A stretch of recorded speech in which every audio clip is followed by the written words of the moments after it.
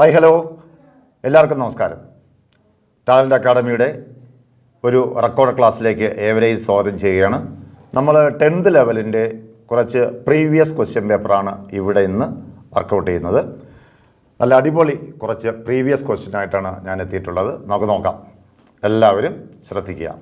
നോക്കൂ, ഒന്നാമത്തെ ചോദ്യം ആൻസർ നിങ്ങളുടെ മനസ്സിൽ പറയണേ. ദേശീയ പതാകയിൽ ചുവടെ പറയുന്നതിൽ ശരിയായ പ്രസ്താവനകൾ ഏവ? അപ്പോൾ ദേശീയ പതാകയിൽ ഈ പറയുന്നതിൽ ശരിയായ പ്രസ്താവനകൾ ഏവ എന്നാണ് ചോദ്യം. ഒന്നാമത്തത്, കുങ്കുമ നിറം ധീരത, ത്യാഗം എന്നിവയെ സൂചിപ്പിക്കുന്നു. ശരിയാണോ തെറ്റാണോ? 2, വെള്ള നിറം സത്യസന്ധത, സമാധാനം എന്നിവയെ സൂചിപ്പിക്കുന്നു. 3, പച്ച നിറം സമൃദ്ധി, ഫലഭൂയിഷ്ഠത എന്നിവയെ സൂചിപ്പിക്കുന്നു. ഇതാണ് നമ്മുടെ ചോദ്യം. ഈ ചോദ്യത്തിൽ ശരിയായ പ്രസ്താവനയാണ് നമുക്ക് വേണ്ടത്.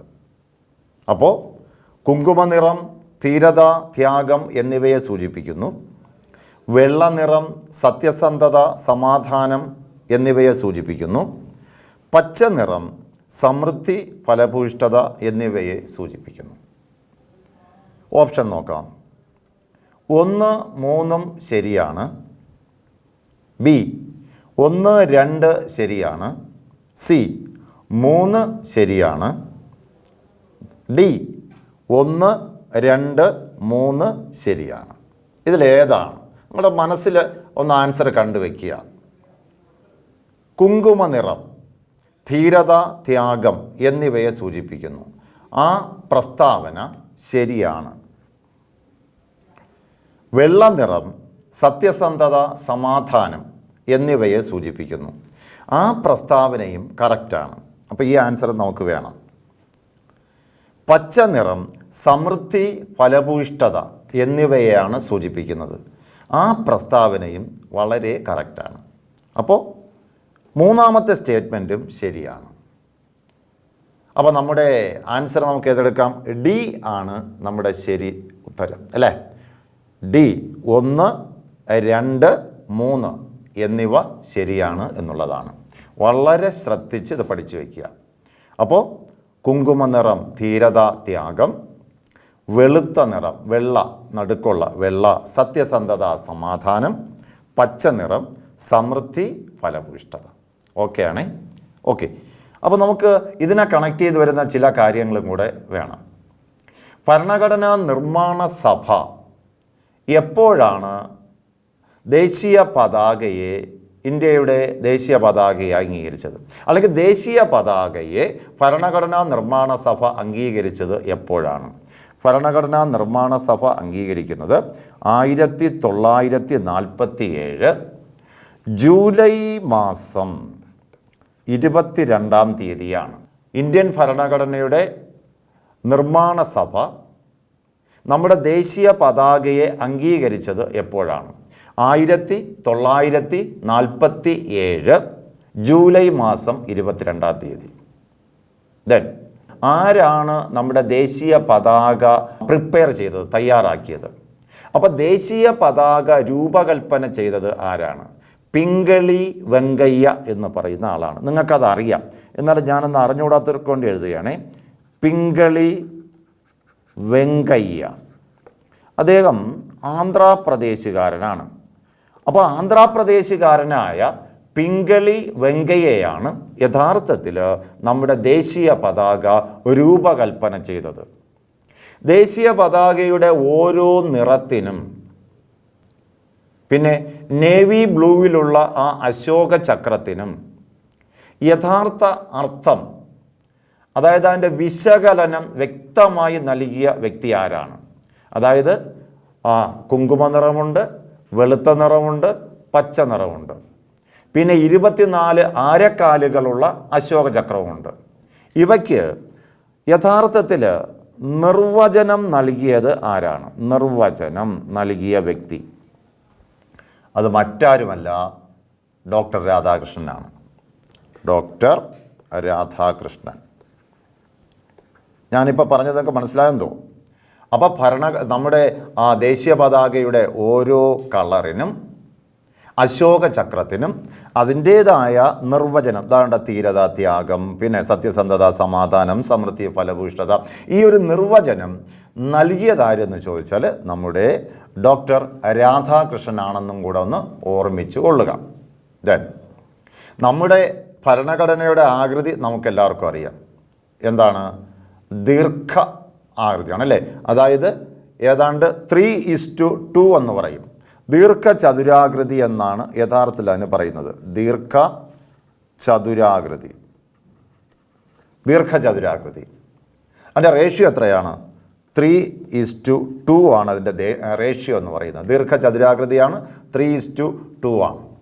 ഇനി ഒരു കാര്യം നമ്മൾ മനസ്സിലാക്കേണ്ടത്, എല്ലാ വർഷവും റിപ്പബ്ലിക് ഡേക്ക് ഡൽഹിയിൽ ഔദ്യോഗികമായി ദേശീയ പതാക ഉയർത്തുന്നത് ആര് എന്ന ചോദ്യം ചോദിച്ചാൽ അതിൻ്റെ ആൻസർ, റിപ്പബ്ലിക് ഡേക്കാണ്, അതിൻ്റെ ആൻസർ രാഷ്ട്രപതിയാണ്. രാഷ്ട്രപതി. അപ്പോൾ റിപ്പബ്ലിക് ഡേക്ക് ജനുവരി മാസം 26-ാം തീയതി ഡൽഹിയിൽ ഔദ്യോഗികമായി ദേശീയ പതാക ഉയർത്തുന്നത് രാഷ്ട്രപതിയായിരിക്കും. എന്നാൽ ഇൻഡിപെൻഡൻസ് ഡേക്ക്, അതായത് സ്വാതന്ത്ര്യ ദിനത്തിന് ആരാണ് ഡൽഹിയിൽ ഔദ്യോഗികമായി ചെങ്കോട്ടയിൽ ദേശീയ പതാക ഉയർത്തുന്നതെന്ന് ചോദിച്ചാൽ പ്രൈം മിനിസ്റ്ററാണ്, പ്രധാനമന്ത്രിയാണ്. അപ്പോൾ സ്വാതന്ത്ര്യ ദിനത്തിൻ്റെ അന്ന് നമ്മുടെ പ്രധാനമന്ത്രിയാണ് ദേശീയ പതാക ഉയർത്തുന്നത്. എന്നാൽ റിപ്പബ്ലിക് ഡേയുടെ അന്ന് പതാക ഉയർത്തുന്നത് രാഷ്ട്രപതിയായിരിക്കും. സംസ്ഥാനങ്ങളിലേക്ക് വന്നാലോ, എല്ലാ റിപ്പബ്ലിക് ഡേക്കും ദേശീയ പതാക ഔദ്യോഗികമായി ഉയർത്തുന്നത് ഗവർണറും, എന്നാൽ ഇൻഡിപെൻഡൻസ് ഡേക്ക് സ്വാതന്ത്ര്യ ദിനത്തിൻ്റെ അന്ന് ദേശീയ പതാക ഉയർത്തുന്നത് മുഖ്യമന്ത്രിമാരുമായിരിക്കും. ഇത്രയും കാര്യങ്ങൾ ദേശീയ പതാകയുമായി ബന്ധപ്പെട്ട് കുറച്ച് കാര്യങ്ങൾ മാത്രമേ നമ്മൾ പറഞ്ഞുള്ളൂ. ഒന്നുകൂടെ നോക്കിക്കൊള്ളൂ. 1947 ജൂലൈ മാസം 22-ാം തീയതിയാണ് ഭരണഘടനാ നിർമ്മാണ സമിതി അല്ലെങ്കിൽ ഭരണഘടനാ നിർമ്മാണ സഭ ദേശീയ പതാകയെ അംഗീകരിക്കുന്നത്. ദേശീയ പതാക ചിട്ടപ്പെടുത്തിയത് അല്ലെങ്കിൽ ദേശീയ പതാക പ്രിപ്പയർ ചെയ്തത്, തയ്യാറാക്കിയത് ആന്ധ്രാപ്രദേശുകാരനായ പിങ്കളി വെങ്കയ്യയാണ്. ദേശീയ പതാകയുടെ ഓരോ നിറത്തിനും അശോക ചക്രത്തിനും നിർവചനം നൽകിയത് ഡോക്ടർ രാധാകൃഷ്ണനാണ്. നമ്മുടെ ദേശീയ പതാക ദീർഘചതുരാകൃതിയിലാണ്. ദേശീയ പതാകയുടെ റേഷ്യോ 3:2 എന്ന നിലയിലാണ്. എല്ലാ ജനുവരി 26-നും ഔദ്യോഗികമായി ദേശീയ പതാക ഉയർത്തുന്നത് നമ്മുടെ രാഷ്ട്രപതി പ്രസിഡൻറ്റും റിപ്പബ്ലിക് ഡേക്ക്. എന്നാൽ ഇൻഡിപെൻഡൻസ് ഡേക്ക് സ്വാതന്ത്ര്യ ദിനത്തിന് ഔദ്യോഗികമായി പതാക ഉയർത്തുന്നത് പ്രധാനമന്ത്രിയുമായിരിക്കും. സംസ്ഥാനങ്ങളിലേക്ക് വന്നാൽ റിപ്പബ്ലിക് ഡേക്ക് ഗവർണർമാർ പതാക ഉയർത്തുന്നു. എന്നാൽ സ്വാതന്ത്ര്യ ദിനത്തിന് അതാത് മുഖ്യമന്ത്രിമാരായിരിക്കും പതാക ഉയർത്തുന്നത്. സെറ്റല്ലേ? നമുക്കപ്പോൾ ഇതിൻ്റെ ആൻസർ ഏതാണ്? കുങ്കുമനിറം ധീരത, ത്യാഗം; വെള്ളനിറം സത്യസന്ധത, സമാധാനം; പച്ചനിറം സമൃദ്ധി, ഫലഭൂയിഷ്ഠത. മൂന്നും കറക്റ്റാണ്. ഓക്കെ, നമുക്ക് അടുത്തിലേക്ക് പോകാം. നോക്കൂ, ഇതും പതാകയുമായി ബന്ധപ്പെട്ട, ദേശീയ പതാകയുമായി ബന്ധപ്പെട്ട ഒരു പ്രീവിയസ് ക്വസ്റ്റ്യൻ ആണ്. എന്താണ് ചോദ്യം നോക്കൂ. VVIPകളുടെ, വെരി ഇമ്പോർട്ടൻ്റ് പേഴ്സൺ അല്ലേ, VVIPകളുടെ വിമാനത്തിലെ ദേശീയ പതാകയുടെ അളവത്ര? VVIPകളുടെ വിമാനത്തിൽ, അതായത് VVIPകൾ സഞ്ചരിക്കുന്ന വിമാനത്തിൽ ദേശീയ പതാക ഉണ്ടാകും. ആ ദേശീയ പതാകയുടെ അളവ്, ഇതൊരു പ്രീവിയസ് ക്വസ്റ്റ്യൻ ആണ്. നോക്കൂ. A 150 millimetre into 100 millimetre. B 6300 millimetre into 4200 millimetre. C 450 millimetre into 300 millimetre. D 225 millimetre into 150 millimetre. ഇതിലേതാണ് ശരി ഓപ്ഷൻ എന്നാണ്. നോക്കൂ, ചോദ്യം എന്താണ്? VVIPകളുടെ വിമാനത്തിലെ ദേശീയ പതാകകളുടെ അളവാണ് ചോദ്യം. Options 150 millimetre into 100 millimetre, 6300 millimetre into 4200 millimetre, 450 millimetre into 300 millimetre, 225 millimetre into 150 millimetre. ഇത് മനസ്സിൽ പറ ഏതാണ് ആൻസർ എന്ന്. ഞാൻ പറയാം. ഇതിൻ്റെ ശരി answer, correct answer 450 millimetre into 300 millimetre എന്നാണ്. ഇതാണ് ഇതിൻ്റെ കറക്റ്റ് ആൻസർ. ഇനി 150 ഇൻറ്റു 100 മില്ലിമീറ്റർ. ചോദ്യം എന്താണ്? ഏറ്റവും ചെറിയ ദേശീയ പതാക ഏത് എന്ന് ചോദിച്ചാൽ 150 ഇൻറ്റു 100 മില്ലിമീറ്റർ ആണ്. ഏതാണ് ഒന്നാമത്തത് ഏറ്റവും ചെറിയ ദേശീയ പതാക? അതിൻ്റെ അളവ് എത്രയാണ്? 150 മില്ലിമീറ്റർ ഇൻറ്റു 100 മില്ലിമീറ്റർ ആണ്. ഇനി മേശപ്പുറത്ത് വയ്ക്കുന്ന ദേശീയ പതാകയുടെ അളവ് എത്രയെന്ന് ചോദിച്ചാൽ അതും സെയിം ആണ്. 2. ഞാൻ മേശ എന്നെഴുതാമേ. മേശപ്പുറത്ത് വയ്ക്കുന്ന അല്ലെങ്കിൽ ഓഫീസർമാർ, മന്ത്രിമാരുടെയൊക്കെ മേശപ്പുറത്ത് ദേശീയ പതാക ഉണ്ടാകും. ആ ദേശീയ പതാകയുടെ അളവ് സെയിം ആണ്. അപ്പോൾ 2 പഠിച്ചല്ലോ. ദേശീയ പതാക ഏറ്റവും ചെറിയ അളവ് 150 മില്ലിമീറ്റർ ഇൻറ്റു 100 മില്ലിമീറ്റർ ആണ്. മന്ത്രിമാരും ഉന്നത ഉദ്യോഗസ്ഥന്മാരും തങ്ങളുടെ റൂമിലെ മേശപ്പുറത്ത് വെച്ചിരിക്കുന്ന ദേശീയ പതാകയുടെ അളവും 150 മില്ലിമീറ്റർ ഇൻറ്റു 100 മില്ലിമീറ്റർ ആണ്. അപ്പോൾ ഇതിൻ്റെ കാര്യത്തിൽ നമ്മൾ തീരുമാനമാക്കി. ഇനി നോക്കൂ, 6300 മില്ലിമീറ്റർ ഇൻറ്റു 4200 മില്ലിമീറ്റർ ഏതെന്ന് ചോദിച്ചാൽ അത് നമുക്ക് പറയാൻ വരട്ടെ. ഇനി VIP-കളുടെ കാറിൽ ഫിറ്റ് ചെയ്തിരിക്കുന്ന ദേശീയ പതാകയുടെ നീളം എത്രയെന്ന് ചോദിച്ചാൽ 225 മില്ലിമീറ്റർ ഇൻറ്റു 150 മില്ലിമീറ്റർ ആണ്. ആരുടെ കാറിലാണ്? VIP-കളുടെ കാറ് അല്ലേ? VIP-കളുടെ കാറിൽ സ്ഥാപിച്ചിരിക്കുന്ന ദേശീയ പതാകയുടെ അളവ് എത്രയാണ്? 225 mm ഇൻറ്റു 150 mm ആണ്. VIP കാർ എന്നെഴുതാം. VIP-കളുടെ കാറിൽ ഇത് മക്കൾ ഇത് പഠിച്ചെടുത്തേ പറ്റുള്ളൂ. VIP-കളുടെ കാറിൽ സ്ഥാപിച്ചിരിക്കുന്ന ദേശീയ പതാകയുടെ അളവ് 225 മില്ലിമീറ്റർ ആണ് കേട്ടോ. മില്ലിമീറ്റർ ഇൻറ്റു 150 മില്ലിമീറ്റർ ആണ്. ഇനി അപ്പോൾ ഇതിൻ്റെ കാര്യത്തിൽ തീരുമാനമായി. അപ്പോൾ ഇതേതാ? 6300 ഇൻറ്റു 4200 മില്ലിമീറ്റർ. അതായത് ഒരു ദേശീയ പതാക മാക്സിമം എത്രത്തോളം വലുതാക്കി നമുക്ക് സൃഷ്ടിക്കാമോ അതിൻ്റെ മാക്സിമം വലിപ്പമാണ്. ഒരു ദേശീയ പതാക പരമാവധി വലിപ്പം എത്രയായിരിക്കണം എന്ന് ചോദിച്ചാൽ 6300 മില്ലിമീറ്റർ ഇൻറ്റു 4200 മില്ലിമീറ്റർ ആണ്. അപ്പോൾ എന്താണ് ഏറ്റവും വലിയ ദേശീയ പതാക? എത്രയാണ്? 6300 mm ഇൻറ്റു 4200 mm ആണ്. ഇതാണ് ഇതിനിങ്ങോട്ട് മാറ്റി എഴുതിയെന്നേ ഉള്ളൂ. ഇതൊക്കെ തന്നെയാണ് സംഭവം. അപ്പോൾ നമുക്ക് നിർമ്മിക്കാൻ പറ്റുന്ന ഏറ്റവും വലിയ ദേശീയ പതാകയ്ക്കൊരു അളവുണ്ട്. അതിലപ്പുറം പോകാൻ പാടില്ല. അതെത്രയായിരിക്കണം എന്നാ? 6300 മില്ലിമീറ്റർ ഇൻറ്റു 4200 മില്ലിമീറ്റർ ആണ് അല്ലേ? അപ്പോൾ ഇതിൻ്റെ കാര്യത്തിൽ തീരുമാനമായി. അപ്പോൾ 450 ഇൻറ്റു 300 മില്ലിമീറ്റർ എന്താ?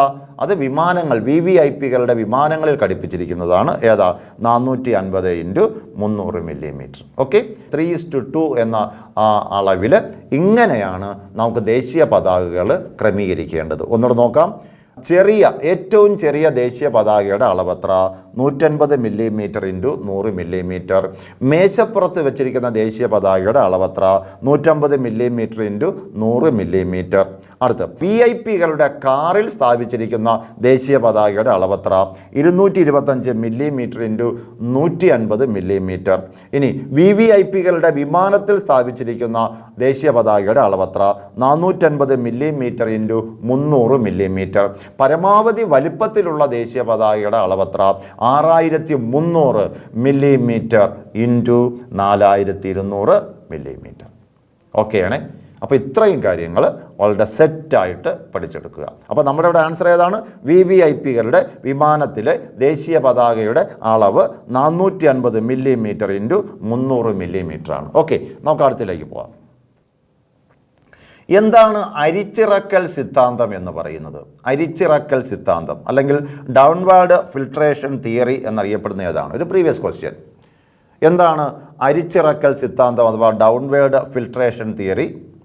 Macaulay minutes, Wood's despatch, Mountbatten plan, charter act 1813. ഇതിലേതാണ് അരിച്ചിറക്കൽ സിദ്ധാന്തം?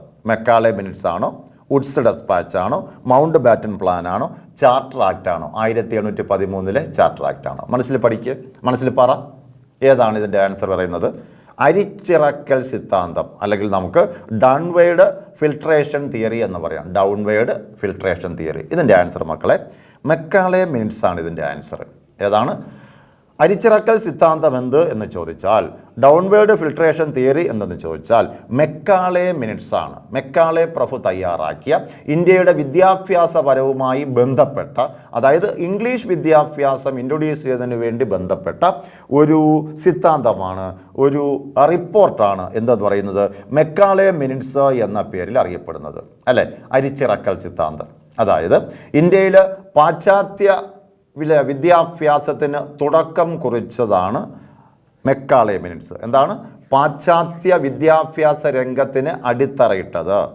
പാശ്ചാത്യ വിദ്യാഭ്യാസത്തിന് അടിത്തറ. ഇങ്ങനെ തന്നെ ചോദിക്കാൻ സാധ്യതയുണ്ട്. ഇന്ത്യയിൽ പാശ്ചാത്യ വിദ്യാഭ്യാസത്തിന് അടിത്തറയിട്ട, തുടക്കം കുറിച്ച റിപ്പോർട്ട് ഏതാണ്? അതിൻ്റെ ആൻസർ മെക്കാളെ മിനിറ്റ്സ് ആണ്. ഇന്ത്യയിൽ ഇംഗ്ലീഷ് വിദ്യാഭ്യാസത്തിന് തുടക്കം കുറിച്ച, ഇംഗ്ലീഷ് വിദ്യാഭ്യാസം ആരംഭിക്കാൻ കാരണമായ റിപ്പോർട്ട് ഏതാണ്? ഇംഗ്ലീഷ് വിദ്യാഭ്യാസം. ഇന്ത്യയിൽ ഇംഗ്ലീഷ് വിദ്യാഭ്യാസത്തിന് ആരംഭം കുറിക്കാൻ കാരണമായ റിപ്പോർട്ട് ഏതാണ്?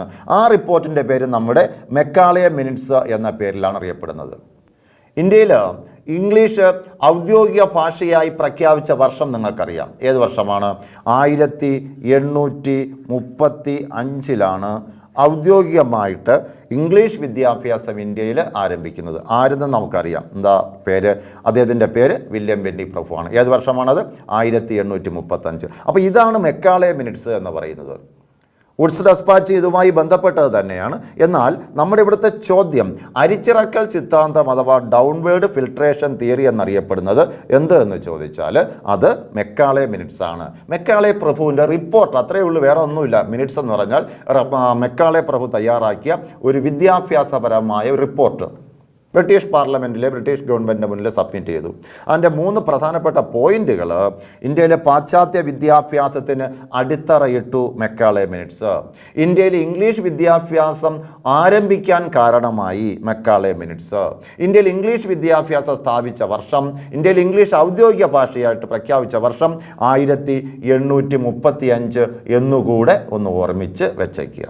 ഓക്കെയാണ് ഇത്രയും കാര്യങ്ങൾ. ഓക്കെ, അപ്പോൾ നമ്മുടെ ആൻസർ ഏതാണ്? മെക്കാളെ മിനിറ്റ്സ് ആണ് നമ്മുടെ ആൻസർ. ഓക്കെ ആണല്ലോ. അടുത്തതിലേക്ക് പോകാം. നോക്കൂ, വളരെ പ്രധാനപ്പെട്ട ഒരു അറിയിപ്പാണ് നിങ്ങളോട് പറയാനുള്ളത്. SCERTയുടെ അറിവിടം എന്ന് പറയുന്ന ഒരു റാങ്ക് ഫയലുണ്ട്. അറിവിടം അതായത് സോഷ്യൽ സയൻസിൻ്റെ പ്രാക്ടീസ് ബുക്കാണിത്. സോഷ്യൽ സയൻസിൻ്റെ പ്രാക്ടീസ് ബുക്ക് എന്ന് പറഞ്ഞാൽ ഇപ്പോൾ SCERTയുടെ എല്ലാ പുസ്തകങ്ങളും, അതായത് 1ാം സ്റ്റാൻഡേർഡ് മുതൽ 10ാം സ്റ്റാൻഡേർഡ് വരെയുള്ള എല്ലാ പുസ്തകങ്ങളും മാറിയിട്ടുണ്ട്. അറിയാമല്ലോ, കഴിഞ്ഞ 1-2 വർഷങ്ങളായിട്ട്. ഇപ്പോഴത്തെ പുതിയ പുസ്തകങ്ങളുടെ പ്രത്യേകത എന്ന് പറഞ്ഞാൽ നിലവാരം കൂടുതലാണ്. പഴയ SCERT ലെവലിലല്ല, ഒരു NCERT ലെവലിലാണ് നമ്മുടെ എല്ലാ പുസ്തകങ്ങളും ഉള്ളത്. ഞാൻ ജോഗ്രഫി ഹിസ്റ്ററി പറഞ്ഞാൽ 8, 9, 10 7, 8, 9, 10 പുസ്തകങ്ങളെല്ലാം ഞാൻ വായിച്ചിട്ടുണ്ട്. പുതിയ പുസ്തകങ്ങളെല്ലാം ഒരു NCERT ലെവലിലേക്ക് അത് കടന്നിട്ടുണ്ട്. അപ്പോൾ ഇവിടെ നമ്മൾക്ക് നോക്കൂ, 5ാം ക്ലാസ് മുതൽ 10ാം സ്റ്റാൻഡേർഡ് വരെയുള്ള ചരിത്രം ആ പുസ്തകങ്ങളുടെയാണ്.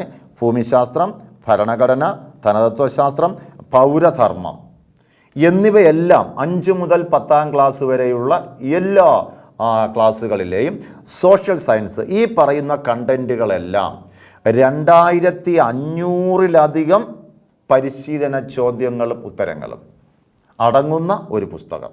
ആ പുസ്തകത്തിൻ്റെ പേര് SCERT അറിവിടം എന്നാണ്. 2500-ലധികം ചോദ്യങ്ങളും അവയുടെ ഉത്തരങ്ങളും പിന്നെ അതിൻ്റെ കണക്റ്റഡ് ഫാക്ട്സും അതിനകത്ത് ഉണ്ടാകും. അപ്പോൾ ഇത് നിങ്ങൾ വാങ്ങി വെച്ച് പഠിക്കുന്നത് നല്ലതാണ്. കയ്യിൽ ഇങ്ങനത്തെ ഒരു പുസ്തകം ഉണ്ടെങ്കിൽ അത് നിങ്ങൾക്കൊരു അസറ്റായിരിക്കും. അല്ലെങ്കിൽ നിങ്ങൾ എന്ത് ചെയ്യണം, 5 മുതൽ 10ാം ക്ലാസ് വരെയുള്ള പാഠപുസ്തകങ്ങളെല്ലാം അന്വേഷിച്ച് പോകണം. വായിച്ചാലോ പോയിൻ്റുകളെല്ലാം കിട്ടണമെന്നില്ല. പലതും നമുക്ക് ജോഗ്രഫിക്ക് എന്ന് പറഞ്ഞാൽ വളരെ ടഫാണ്, ഹിസ്റ്ററിയും അത് തന്നെയാണ്. പക്ഷേ ഇവിടെ ഈ 5 മുതൽ 10 വരെയുള്ള സോഷ്യൽ സയൻസിൻ്റെ എല്ലാ കണ്ടൻറ്റുകളും അടങ്ങിയിട്ടുള്ള 2500-ൽ പരം ക്വസ്റ്റ്യൻ ആൻസറുകളാണ് നമ്മുടെ ഇവിടെ ഇതിനകത്തുള്ളത്. അപ്പോൾ ഇതിൻ്റെ ഡീറ്റെയിൽസ് നമ്മുടെ എൻക്വയറിയിൽ തിരക്കിയാൽ മതി. പുസ്തകം അവൈലബിളാണ്, പുസ്തകം ഇറങ്ങിയിട്ടുണ്ട്. എത്രയും പെട്ടെന്ന് എന്ത് ചെയ്യുക, ആ പുസ്തകം വാങ്ങി വെച്ച് പഠിക്കുക. നിങ്ങൾക്ക് തീർച്ചയായിട്ടും അത് ഉപകാരപ്പെടും. അല്ലെങ്കിൽ നമ്മൾ 5, 6, 7, 8, 9, 10 ഈ ക്ലാസ്സുകളിലെല്ലാം പുസ്തകം വാങ്ങണം. ഇതൊക്കെ വായിച്ച് തീർക്കാൻ തന്നെ 2 വർഷം എടുക്കും. ഈ പുസ്തകം നമ്മുടെ കയ്യിലുണ്ടെങ്കിൽ വളരെ പെട്ടെന്ന് ഇതെല്ലാം നമുക്ക് ഹൃദിസ്ഥമാക്കാൻ പറ്റും. ഓക്കെ, വേഗം വാങ്ങുക. നമ്മുടെ എൻക്വയറിയിലേക്ക് വിളിക്കുക.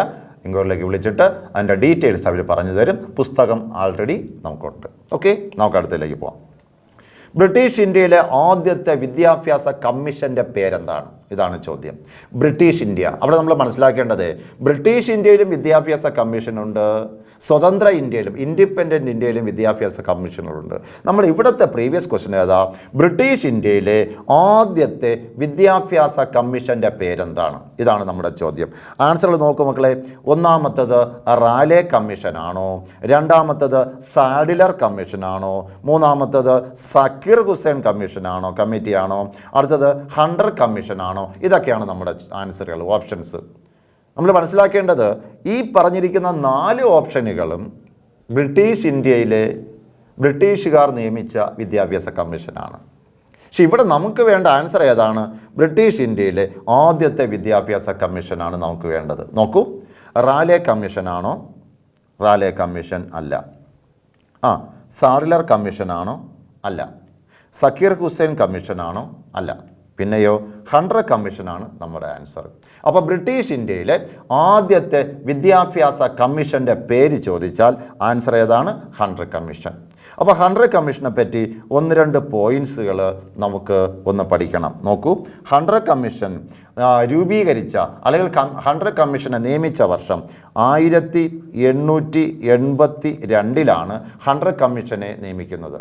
ഒന്നുകൂടെ, ഹണ്ടർ കമ്മീഷനെ നിയമിച്ച വർഷം ഏത് വർഷമാണ്? 1882-ലാണ് ഹണ്ടർ കമ്മീഷനെ നിയമിക്കുന്നത്.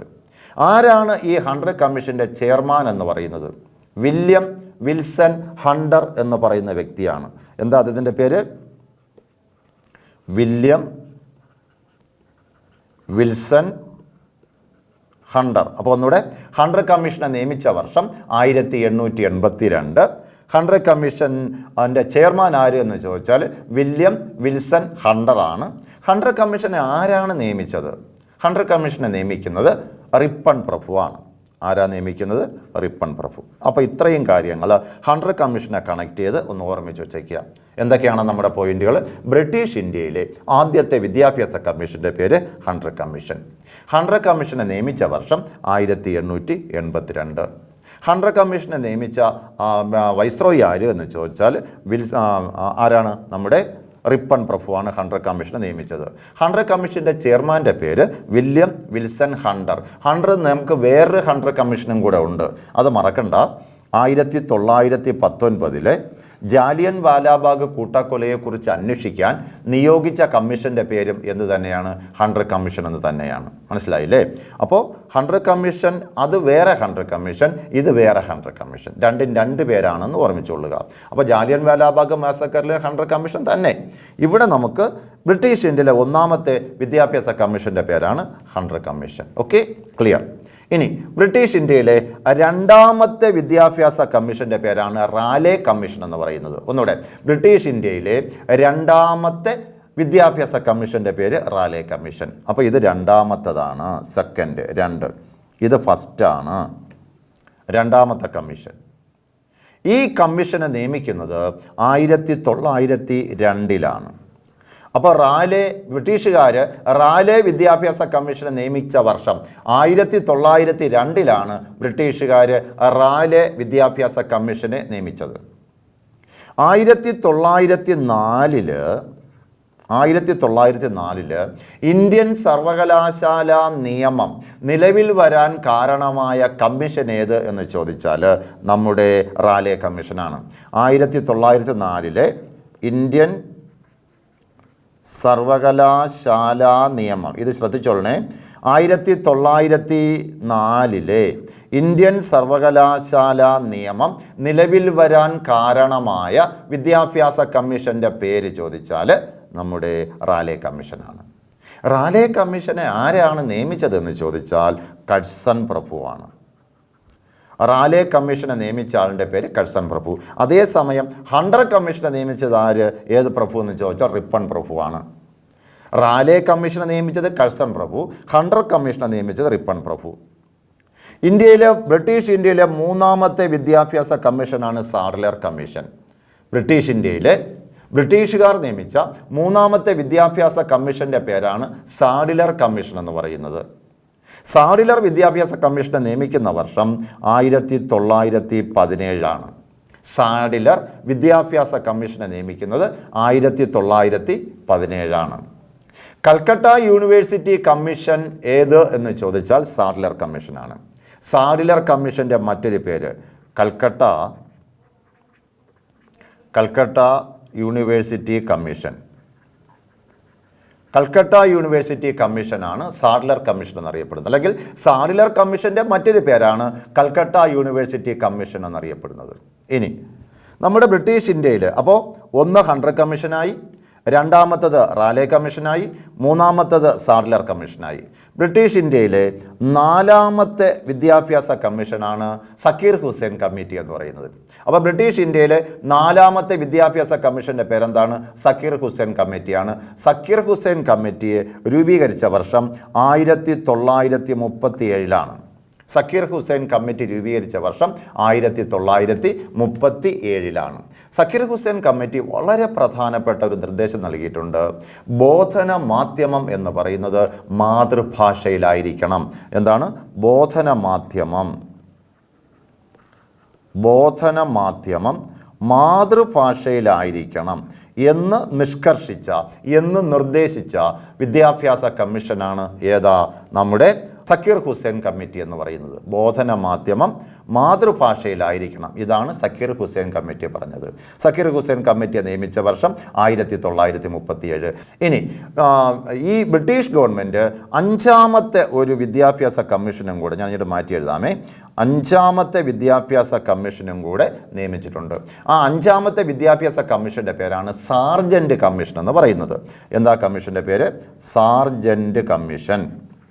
അപ്പോൾ ബ്രിട്ടീഷ് ഗവൺമെൻറ് നിയമിച്ച അഞ്ചാമത്തെ വിദ്യാഭ്യാസ കമ്മീഷൻ്റെ പേര് സാർജൻറ്റ് കമ്മീഷൻ. സാർജൻറ്റ് കമ്മീഷൻ്റെ വർഷം 1944. സർ ജോൺ സാർജൻറ്റ് എന്ന് പറയുന്ന വ്യക്തിയാണ് അതിൻ്റെ ചെയർമാൻ. Sir John സാർജൻറ്റ്.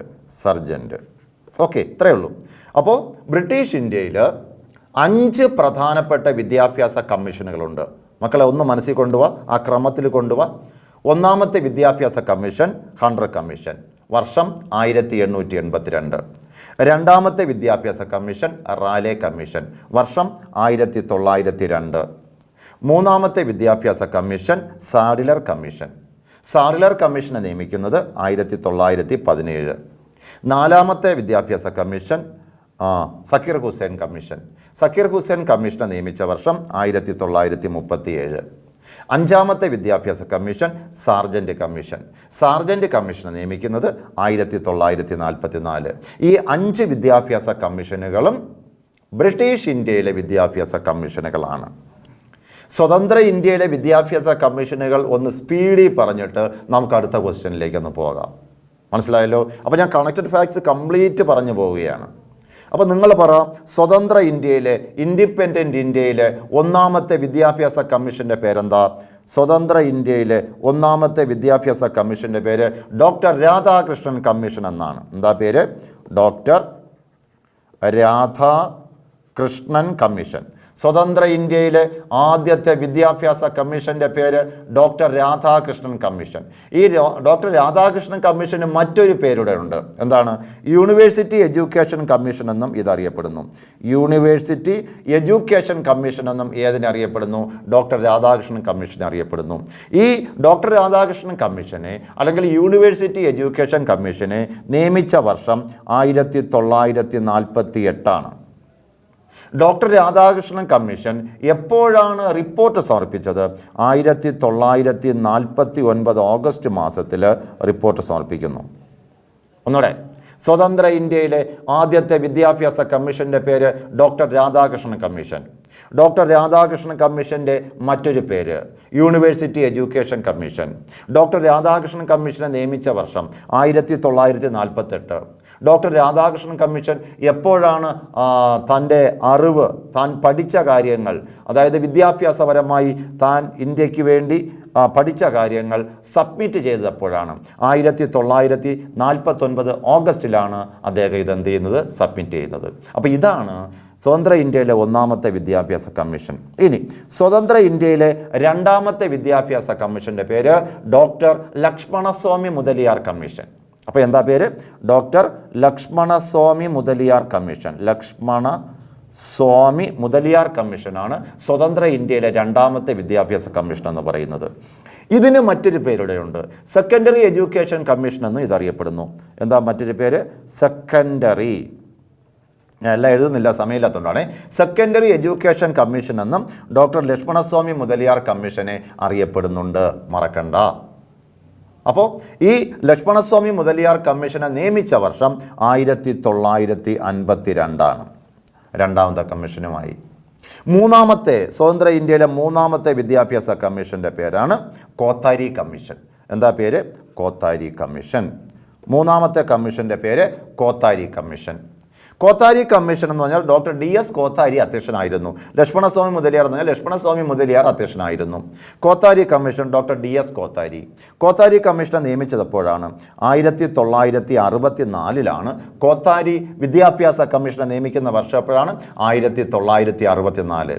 കോത്താരി വിദ്യാഭ്യാസ കമ്മീഷൻ്റെ പ്രധാനപ്പെട്ട നിർദ്ദേശം എന്ത് എന്ന് ചോദിച്ചാൽ 10+2+3 വിദ്യാഭ്യാസ പദ്ധതി ആവിഷ്കരിച്ചു. 10ാം ക്ലാസ്, പിന്നെ പ്രീ ഡിഗ്രി, പിന്നെ ഡിഗ്രി.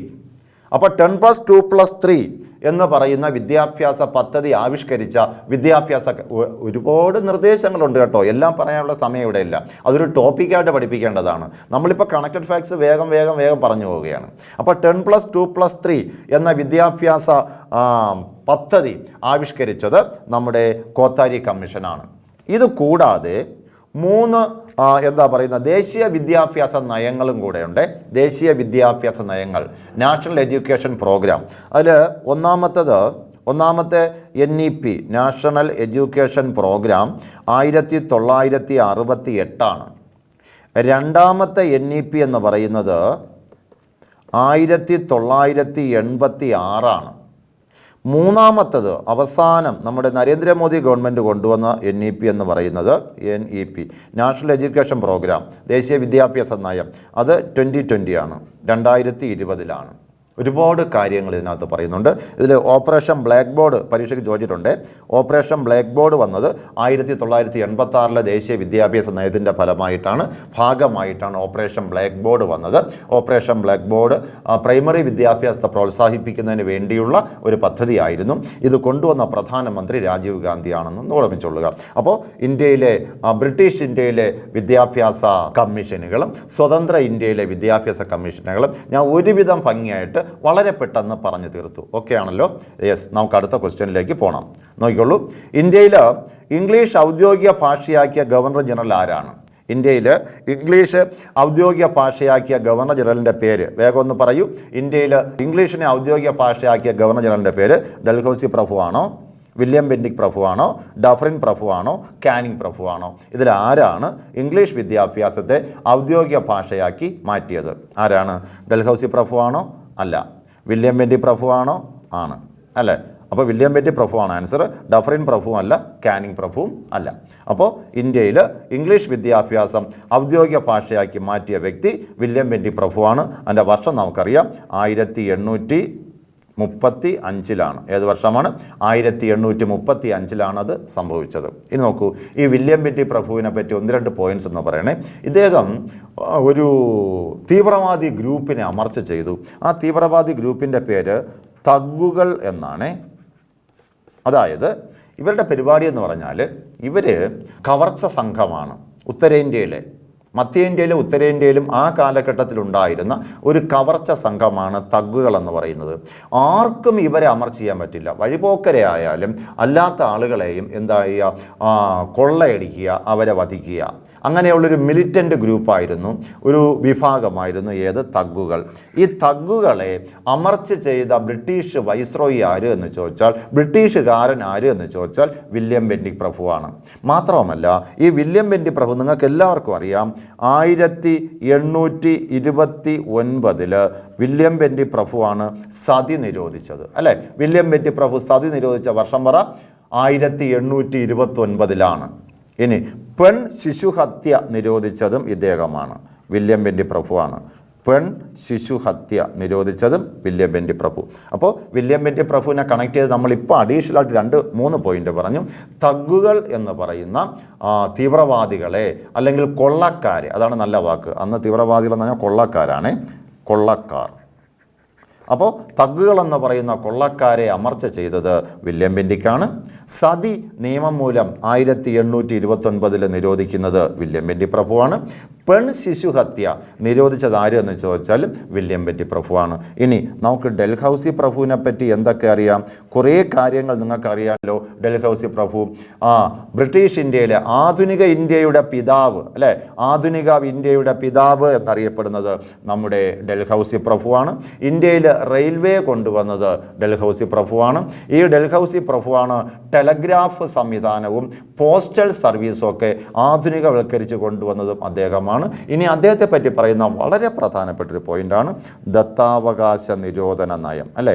ദത്താവകാശ നിരോധന നയം, ഡോക്ട്രിൻ ഓഫ് ലാപ്സ് കൊണ്ടുവന്നത് ഡൽഹൌസി പ്രഭുവാണ്. ഒത്തിരി തവണ ചോദിച്ചിട്ടുണ്ട്.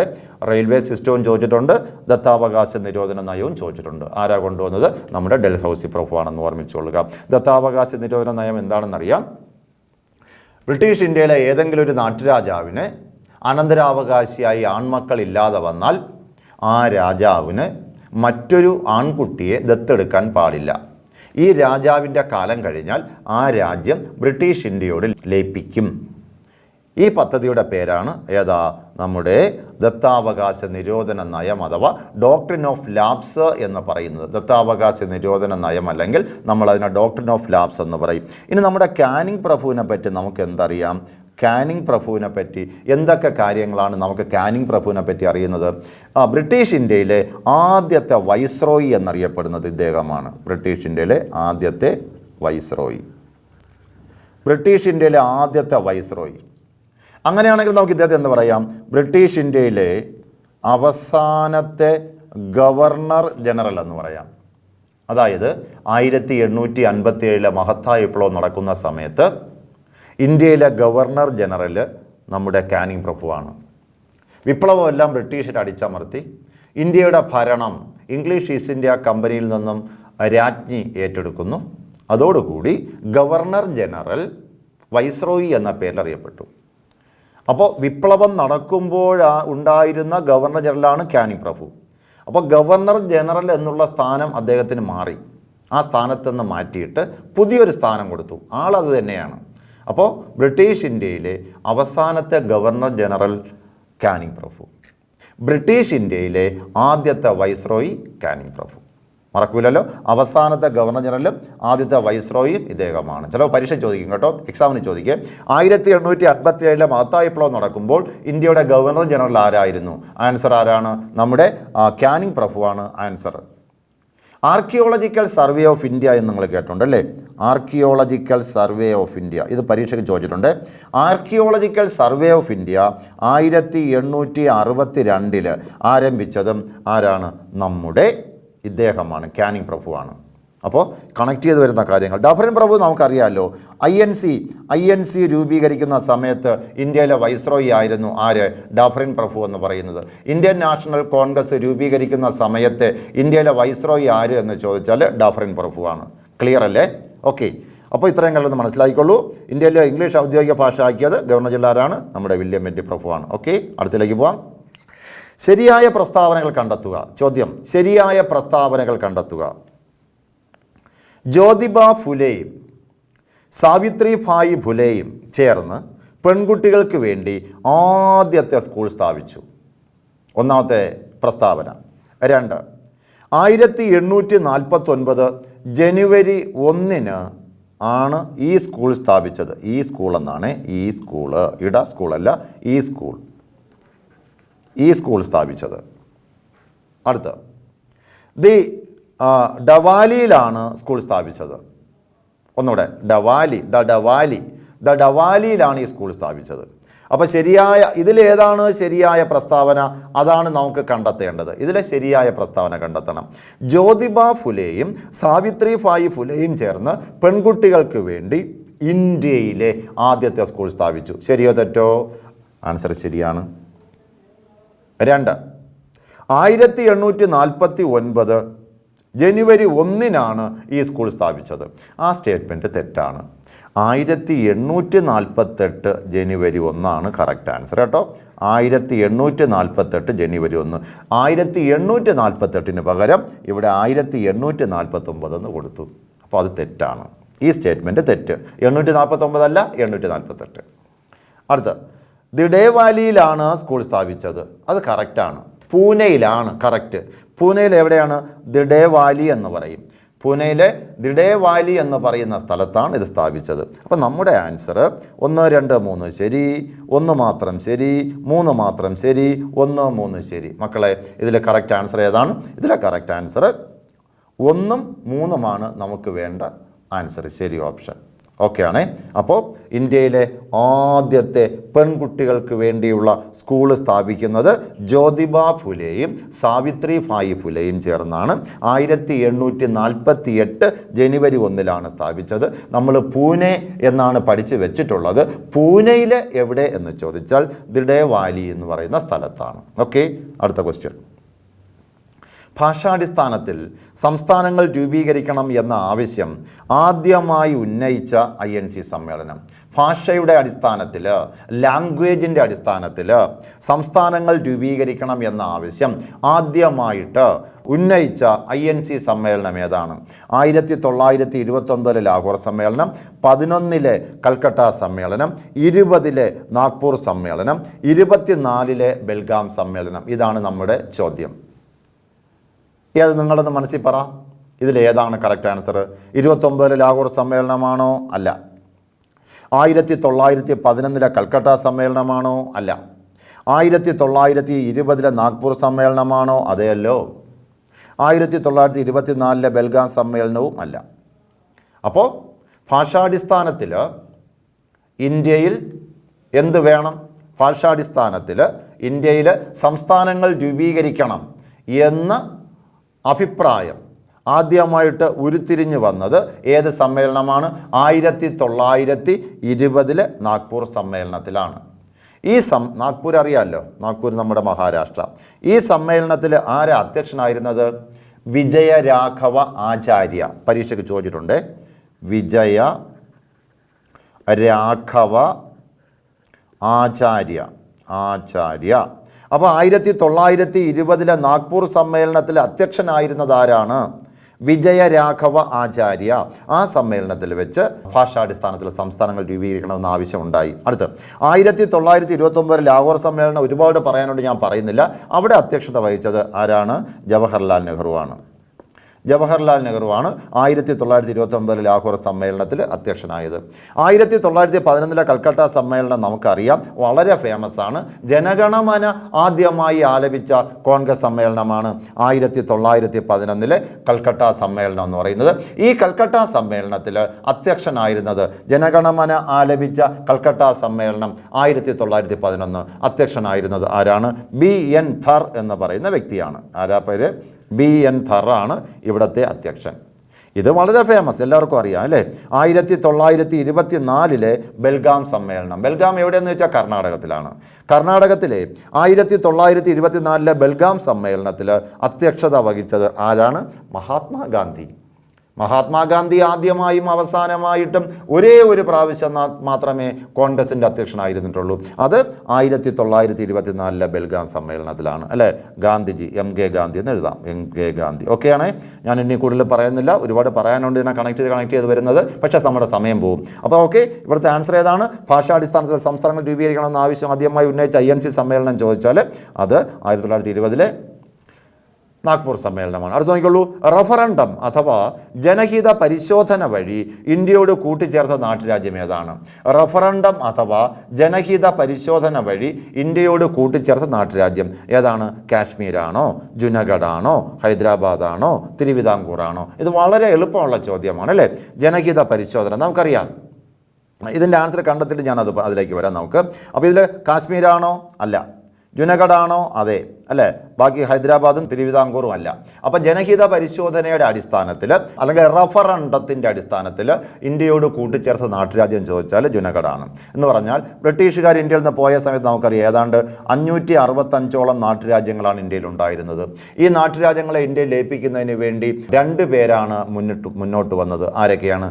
ഒന്ന് നമ്മുടെ സർദാർ വല്ലഭായ് പട്ടേലും രണ്ടാമത്തെ VP മേനോനും അല്ലേ. അവർ എന്താണ് ഈ നാട്ടുരാജ്യങ്ങളെ സംയോജിപ്പിക്കുന്നതിന് വേണ്ടി സംയോജന കരാറൊക്കെ തയ്യാറാക്കുന്നു അല്ലേ. എഗ്രിമെൻ്റ് ഓഫ് അക്സഷൻ എന്ന് പറയും. ഇതൊക്കെ തയ്യാറാക്കുന്നു. അങ്ങനെ ഏതാണ്ട് എല്ലാ നാട്ടുരാജ്യങ്ങളെയും ഇവർ ഇന്ത്യയോട് കൂട്ടിച്ചേർത്തു. പക്ഷേ ഇന്ത്യയോട് ലയിക്കാൻ കൂട്ടാക്കാത്ത 3 നാട്ടുരാജ്യങ്ങളാണ് ജമ്മു കാശ്മീർ, ജുനഗഡ്, ഹൈദരാബാദ്. ഇനി കാശ്മീർ എന്ത് ചെയ്തു? ഇന്ത്യയുമായിട്ട് ലയന കരാർ ഒപ്പിട്ട് ഇന്ത്യയിൽ ലയിച്ചു. അപ്പോൾ ലയനക്കരാറിൽ ഒപ്പിട്ട് ഇന്ത്യയിൽ ലയിച്ച നാട്ടുരാജ്യം ചോദിച്ചാൽ കാശ്മീരാണ്. ഒന്നുകൂടെ, ലയനക്കരാർ ഒപ്പിട്ട് ഇന്ത്യയിൽ ലയിച്ച നാട്ടുരാജ്യത്തിൻ്റെ പേര് ചോദിച്ചാൽ കാശ്മീരാണ്. കാശ്മീർ എപ്പോഴാണ് ഇന്ത്യയിൽ ലയിച്ചത്? 1947 ഒക്ടോബർ മാസം 26-ാം തീയതിയാണ്, അല്ലെങ്കിൽ ഒക്ടോബർ എന്ന് പറയാം. ഒക്ടോബർ 1947 ലയനക്കരാർ ഒപ്പിട്ട് നമ്മുടെ കാശ്മീർ ഇന്ത്യയിൽ ലയിച്ചു. ഇനി 2 പേരും കൂടി ലയിക്കാനുണ്ട്. അതിൽ ജുനഗഡ് അവിടെ നിൽക്കണം. നമ്മളിപ്പോൾ പറഞ്ഞല്ലോ ജുനഗഡ് എന്ന് പറയുന്നത് നമ്മുടെ ഇന്നത്തെ ഗുജറാത്തിൻ്റെ ആ ഭാഗമായിരുന്നു. ജുനഗഡിലെ രാജാവിന് ഇന്ത്യയിൽ ലയിക്കണമെന്ന് വലിയ താല്പര്യമൊന്നും ഇല്ല. പക്ഷേ അവിടുത്തെ ജനങ്ങളെല്ലാം കൂടെ ഒറ്റക്കെട്ടായിട്ട് നിന്നു. ഇന്ത്യയിൽ തങ്ങളുടെ രാജ്യത്തെ ലയിപ്പിക്കണം, തങ്ങളുടെ നാട്ടുരാജ്യത്തെ ലയിപ്പിക്കണം. അപ്പോൾ ജനങ്ങളെ ഇതിലേക്ക് ലീഡ് ചെയ്ത ഒരു നേതാവ് ഉണ്ടായിരുന്നു. അദ്ദേഹത്തിൻ്റെ പേര് സമൽദാസ് ഗാന്ധി എന്നാണ്. സമൽദാസ് ഗാന്ധി. ഈ സമൽദാസ് ഗാന്ധിയുടെ നേതൃത്വത്തിൽ ജുനഗഡിനെ ഇന്ത്യയിൽ ലയിപ്പിക്കുന്നതിന് വേണ്ടി അതിശക്തമായ സമരം നടത്തി നേതൃത്വം കൊടുത്ത ആരാണ്? സമൽദാസ് ഗാന്ധി. അവസാനം അവിടെ ഇന്ത്യ ഗവൺമെൻറ് അവിടെ എന്ത് ചെയ്തു? ഒരു റഫറണ്ടം നടത്തി. ജനങ്ങളോട് 3 ഓപ്ഷൻ ചോദിച്ചു. നിങ്ങൾക്ക് ഇന്ത്യയിൽ ലയിക്കണോ, പാകിസ്ഥാനിൽ ലയിക്കണോ, സ്വതന്ത്രമായി നിൽക്കണോ? ജനങ്ങൾ ഒറ്റക്കെട്ടായി തങ്ങളുടെ നാട്ടുരാജ്യത്തെ ഇന്ത്യയിൽ ലയിപ്പിക്കണമെന്ന് ആവശ്യപ്പെടുന്നു. അങ്ങനെ എന്ത് ചെയ്തു? 1948 എന്ത് ചെയ്യുന്നു? ഈ ജുനഗഡിനെ ഇന്ത്യയിൽ ലയിപ്പിക്കുന്നു. അപ്പോൾ ഇനി ഒരുത്തം കൂടെ ഉണ്ട്. അതാണ് ആര്? ഹൈദരാബാദിലെ നൈസാമിന് തൻ്റെ രാജ്യത്തെ ഇന്ത്യയിൽ ലയിപ്പിക്കണമെന്ന് ആഗ്രഹമേ ഇല്ല. അങ്ങനെ അദ്ദേഹം എന്ത് ചെയ്യുന്നതാണ്? എത്രയെങ്കിലും ദിവസങ്ങളിൽ നീട്ടിക്കൊണ്ടു പോകുന്നതിന് വേണ്ടി ഇന്ത്യ ഗവൺമെൻറ്റുമായിട്ട് ഹൈദരാബാദ് ഭരിച്ചിരുന്ന നൈസാം എന്ന് പറയുന്ന ഭരണാധികാരി ഒരു തൽസ്ഥിതി കരാറിൽ ഒപ്പിട്ടു. അതും പരീക്ഷയ്ക്ക് ചോദിക്കുക. ഇന്ത്യ ഗവൺമെൻറ്റുമായി തൽസ്ഥിതി കരാറിൽ ഒപ്പിട്ട നാട്ടുരാജ്യം ഏത് എന്ന് ചോദിച്ചാൽ ഹൈദരാബാദാണ്.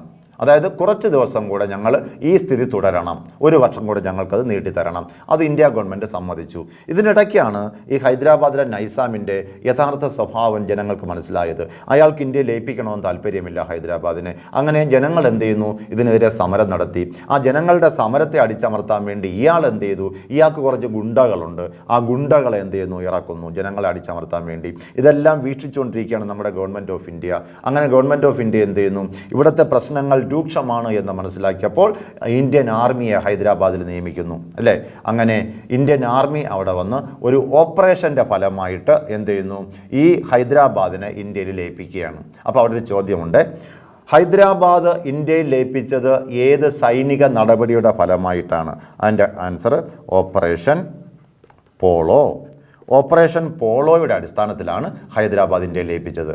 അങ്ങനെ ഇന്ന് നമ്മൾ കാണുന്ന ഇന്ത്യ അല്ലേ, വലിപ്പത്തിൽ 7ാം സ്ഥാനത്തുള്ള ഇന്ത്യ ഇങ്ങനെ വരാൻ കാരണം ഈ രണ്ട് പേരും ഒത്തൊരുമയോടുകൂടി പ്രവർത്തിച്ചതുകൊണ്ടാണ് അല്ലേ. ആരാണ്? അയൺ മാൻ ഓഫ് ഇന്ത്യ എന്നറിയപ്പെടുന്ന സർദാർ വല്ലഭായ് പട്ടേലും മലയാളിയായ VP മേനോൻ. ഓക്കെ, അപ്പോൾ നമ്മുടെ ഇവിടുത്തെ ആൻസർ ഏതാണ്? റഫറൻഡം വഴി ചോദിച്ചാൽ ഏതാണ്? ജുനഗഡാണ് ആൻസർ. ഓക്കെ, നമുക്ക് അടുത്തിലേക്ക് പോവാം. The transfer of power in India, the transfer of power in India എന്ന പുസ്തകം രചിച്ചതാരാണ്?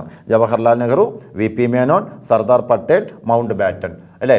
അപ്പോൾ the transfer of power in India എന്ന പുസ്തകം രചിച്ചത് ആര് എന്ന് ചോദിച്ചാൽ ജവഹർലാൽ നെഹ്റു അല്ല, VP മേനോനാണ് ആൻസർ. സർദാർ പട്ടേൽ അല്ല, മൗണ്ട് ബാറ്റൻ പ്രഭുവാണ് അല്ലേ. ആരാണ് ഈ VP മേനോൻ എന്ന് പറഞ്ഞാൽ? VP മേനോൻ എന്ന് പറയുന്നത് അദ്ദേഹം 1894 നമ്മുടെ പാലക്കാട് ജില്ലയിലെ ഒറ്റപ്പാലം എന്ന് പറയുന്ന സ്ഥലത്താണ് ജനിക്കുന്നത്. ഒറ്റപ്പാലം. അപ്പോൾ VP മേനോൻ ജനിക്കുന്നത് കേരളത്തിൽ പാലക്കാട് ജില്ലയിലെ ഒറ്റപ്പാലം എന്ന് പറയുന്നൊരു സ്ഥലത്താണ്. ഈ VP മേനോൻ്റെ മുഴുവൻ പേര് ഇതാണ്, വാപ്പാല പങ്കുണ്ണി മേനോൻ എന്നാണ്. ഇതൊന്ന് ശ്രദ്ധിച്ചു വെച്ചോളണേ. എന്താണ്? വാപ്പാല പങ്കുണ്ണി മേനോൻ. വാപ്പാല VP മേനോൻ, വാപ്പാല പങ്കുണ്ണി മേനോൻ. വാപ്പാല പങ്കുണ്ണി മേനോൻ എന്നാണ് VP മേനോൻ്റെ മുഴുവൻ പേര്. ഇദ്ദേഹത്തിൻ്റെ ഒരു പുസ്തകം കൂടെ ഉണ്ട്, the story of the integration of Indian states എന്നാണ് ആ പുസ്തകത്തിൻ്റെ പേര്. എന്താണ്? ദ സ്റ്റോറി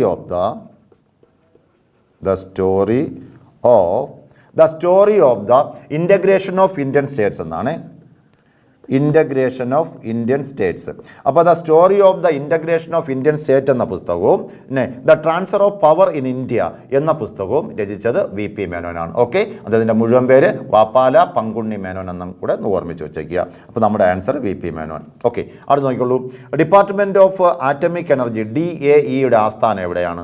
മുംബൈ ആണോ, ഡൽഹി ആണോ, പൂനെ ആണോ, ബംഗളൂരു ആണോ? ഒന്നുകൂടെ. ഡിപ്പാർട്ട്മെൻറ്റ് ഓഫ് ആറ്റമിക് എനർജി DAEയുടെ ആസ്ഥാനം മുംബൈ, ഡൽഹി, പൂനെ, ബംഗളൂരു. ഇതിൻ്റെ ആൻസർ ഏതാണ്? മുംബൈ ആണ് ആൻസർ. ഡിപ്പാർട്ട്മെൻറ്റ് ഓഫ് ആറ്റമിക് എനർജിയുടെ ആസ്ഥാനം ചോദിച്ചാൽ, അതിൻ്റെ ആസ്ഥാനം ചോദിച്ചാൽ അത് മുംബൈ ആണ്. Department of atomic energy DAE യുടെ ചുമതല വഹിക്കുന്നത് എപ്പോഴും പ്രൈം മിനിസ്റ്റർ ആയിരിക്കും. ഇത് പരീക്ഷയ്ക്ക് ചോദിച്ചിട്ടുണ്ട്. ഡിപ്പാർട്ട്മെൻറ്റ് ഓഫ് ആറ്റമിക് എനർജിയുടെ ചുമതല വഹിക്കുന്നത് എപ്പോഴും നമ്മുടെ എന്തായിരിക്കും? ആരായിരിക്കും? പ്രധാനമന്ത്രി ആയിരിക്കും. ഇന്ത്യയുടെ ആണവോർജത്തിൻ്റെ പിതാവ് ആരാണ്? ഇന്ത്യയുടെ ആണവോർജത്തിൻ്റെ പിതാവ് എന്ന് പറയുന്നത് HJ ഭാഭയാണ്. ആരാണ്? HJ ഭാഭ. ആണവോർജത്തിൻ്റെ പിതാവ് HJ ഭാഭ. ആണവോർജത്തിൻ്റെ പിതാവ് HJ ഭാഭ. എന്നാൽ ഇന്ത്യയുടെ അണുബോംബിൻ്റെ പിതാവ് ആരാണ്? ഇന്ത്യയുടെ അണുബോംബിൻ്റെ പിതാവ് ചോദിച്ചാൽ ഡോക്ടർ രാജാ രാമണ്ണയാണ്. എന്താണ്? ഡോക്ടർ രാജാ രാമണ്ണ. ഒന്നുകൂടെ. ആണവോർജത്തിൻ്റെ പിതാവ് എന്നാണ് ചോദിക്കുകയാണെങ്കിൽ HJ ഭാഭ. എന്നാൽ ഇന്ത്യയുടെ അണുബോംബിൻ്റെ പിതാവ് എന്നാണ് പരീക്ഷയ്ക്ക് ചോദ്യമെങ്കിൽ അതിൻ്റെ ആൻസർ ഏതാണ്? അത് ഡോക്ടർ രാജാ രാമണ്ണ എന്നാണ്. ഇന്ത്യൻ ആറ്റമിക് എനർജി കമ്മീഷൻ്റെ ആദ്യത്തെ ചെയർമാൻ ആരെന്ന് ചോദിച്ചാൽ നമ്മുടെ HJ ഭാഭയാണെന്ന് ഓർമ്മിച്ചുകൊള്ളുക. ഇന്ത്യയിൽ ആദ്യമായിട്ട് അണുസ്ഫോടനം നടത്തിയത് എപ്പോഴാണ്? 1974 മെയ് മാസം 18 ആദ്യമായിട്ട് ആണവ സ്ഫോടനം നടത്തുന്നത്, ഭൂഗർഭ ആണവ സ്ഫോടനം നടത്തുന്നത് 1974 മെയ് മാസം 18 അന്നൊരു ബുദ്ധപൂർണിമ ദിനമാണ്. ബുദ്ധപൂർണിമ ദിനമായതുകൊണ്ട് നമ്മൾ നടത്തിയത് ആ ആണവ സ്ഫോടനത്തെ നമ്മളിട്ട രഹസ്യ കോഡാണ് ബുദ്ധൻ ചിരിക്കുന്നു, ബുദ്ധ സ്മൈൽസ്. ആ സമയത്ത് ഇന്ത്യൻ പ്രധാനമന്ത്രി ആര് എന്ന് ചോദിച്ചാൽ ഇന്ദിരാഗാന്ധിയാണ്. അതിന് നേതൃത്വം കൊടുത്തത് ഡോക്ടർ രാജാ രാമണ്ണയാണ്. ഇത് ഒന്നാമത്തതാണ്. രണ്ടാമതും ഇന്ത്യ ആണവ പരീക്ഷണം നടത്തുന്നു. അത് 1998 ഏത് വർഷമാണ്? 1998 മെയ് മാസം 11, 13 രണ്ടാമത്തെ ആണവ സ്ഫോടനം. ഈ ആണവ സ്ഫോടനത്തിൻ്റെ രണ്ടാമത്തെ ആണവ പരീക്ഷണത്തിൻ്റെ രഹസ്യ കോഡ് എന്തെന്ന് ചോദിച്ചാൽ ഓപ്പറേഷൻ ശക്തി എന്നാണ്. എന്താണ്? ഓപ്പറേഷൻ ശക്തി. അപ്പോൾ നമ്മുടെ രണ്ടാമത്തെ ആണവ പരീക്ഷണത്തിൻ്റെ രഹസ്യ കോഡ് ഓപ്പറേഷൻ ശക്തി. അന്നത്തെ പ്രധാനമന്ത്രി അടൽ ബിഹാരി വാജ്പേയി ആയിരുന്നു. അദ്ദേഹം ഓപ്പറേഷൻ ശക്തി എന്നുള്ള കോഡിന് കൂടെ ഒരു കോഡും കൂടെ കൊടുത്തു, ബുദ്ധ സ്മൈൽസ് അഗെയിൻ, ബുദ്ധൻ എന്ത് ചെയ്യുന്നു, വീണ്ടും ചിരിക്കുന്നു. ഓക്കെ, ഇത്രയും കാര്യങ്ങൾ ഓർമ്മിച്ച് വെച്ചേക്കുക. അടുത്ത് നോക്കടാ, കട്ടബൊമ്മൻ വിപ്ലവവുമായി ബന്ധപ്പെട്ട തെറ്റായ പ്രസ്താവനകൾ കണ്ടെത്തുക. ഇതിലേതാണ് തെറ്റായ പ്രസ്താവനകളെന്നാണ്. കട്ടബൊമ്മൻ വിപ്ലവത്തിൻ്റെ കാലഘട്ടം 1799 1805. അടുത്ത് പോളിഗർ വിപ്ലവം എന്നും ഇത് അറിയപ്പെടുന്നുണ്ട്. ഇത് പൊട്ടിപ്പുറപ്പെട്ടത് മധുരയിലാണ്. വീരപാണ്ഡ്യ കട്ടബൊമ്മനെ തൂക്കിലേറ്റിയത് കയത്തർ കോട്ടയിലാണ്. ഇതിൽ 1, 2 തെറ്റ്, 3 തെറ്റ്, 4 തെറ്റ്, 1, 2, 3, 4 തെറ്റ്. ഇതിലേതാണ് തെറ്റ് എന്നുള്ളതാണ് നമുക്ക് കണ്ടെത്തേണ്ടത്. അപ്പോൾ ഇതിൻ്റെ കാലഘട്ടം എന്ന് പറയുന്നത് 1799 1805. ഇതിൻ്റെ ആൻസർ കറക്റ്റാണ്. ഈ കാലഘട്ടത്തിൽ തന്നെയാണ് കട്ടബൊമ്മൻ വിപ്ലവം നടന്നത്. രണ്ടാമത്തത്, പോളിഗർ വിപ്ലവം എന്നും ഇത് അറിയപ്പെടുന്നുണ്ട്. പോളിഗർ വിപ്ലവം എന്നും അറിയപ്പെടുന്നുണ്ട്. അപ്പോൾ ഈ ആൻസർ ശരിയാണ്. അപ്പോൾ പോളിഗർ വിപ്ലവം എന്നറിയപ്പെടുന്നുണ്ട്, അതും ആൻസർ ശരിയാണ്. അപ്പോൾ ഇത് രണ്ടും നമുക്ക് എടുക്കാൻ പറ്റില്ല. ഇത് പൊട്ടിപ്പുറപ്പെട്ടത് മധുരയിലാണ്, അതിൻ്റെ ആൻസർ തെറ്റ്. ഇത് മധുരയിലല്ല പൊട്ടിപ്പുറപ്പെട്ടത്, തിരുനെൽവേലിയിലാണ് പൊട്ടിപ്പുറപ്പെട്ടത്. അപ്പോൾ കട്ടബൊമ്മൻ വിപ്ലവം പൊട്ടിപ്പുറപ്പെട്ടത് എവിടെയാണ്? തിരുനെൽവേലി. ഇത് തെറ്റാണ്. അപ്പോൾ ഇതാണ് നമുക്ക് വേണ്ടത്, ഈ ആൻസറാണ് നമുക്ക് വേണ്ടത്.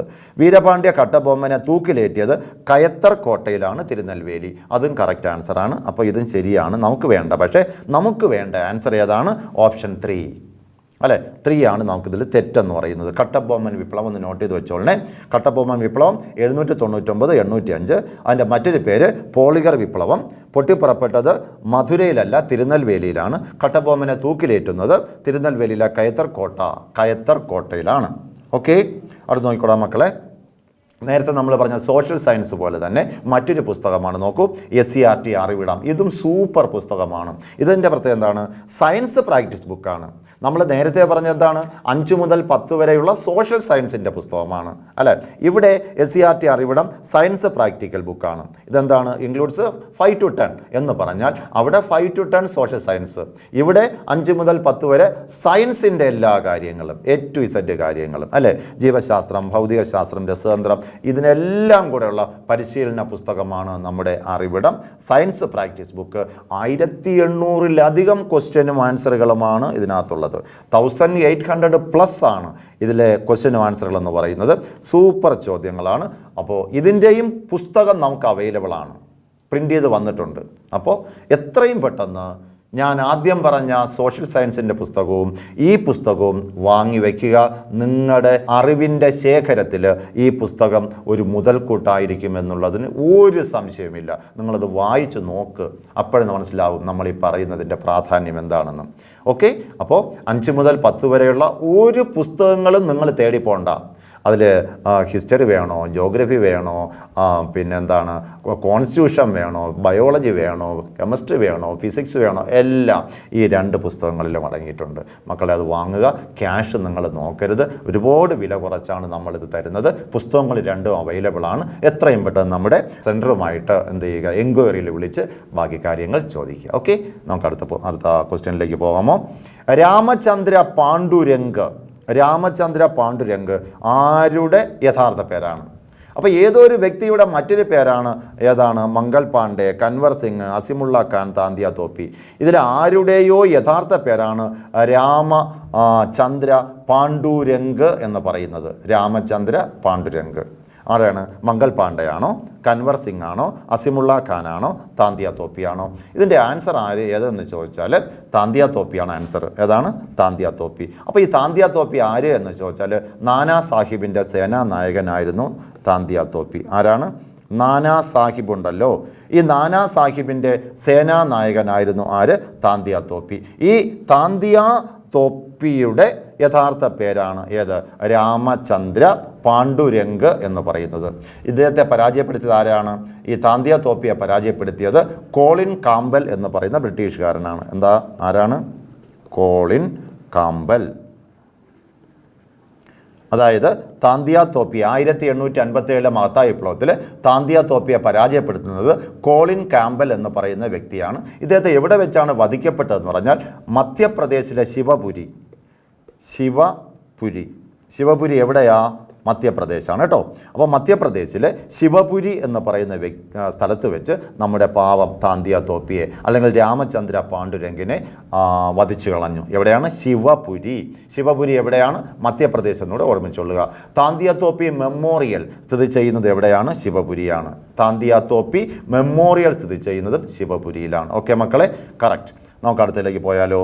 ആര എന്ന സ്ഥലത്ത് മഹത്തായ വിപ്ലവത്തിന്, അതായത് 1857 മഹത്തായ വിപ്ലവത്തിന് നേതൃത്വം നൽകിയത് ആരാണ്? നാനാ സാഹിബാണോ, കൻവർ സിംഗ് ആണോ, മണിറാം ദത്തയാണോ, ദേവി സിംഗ് ആണോ?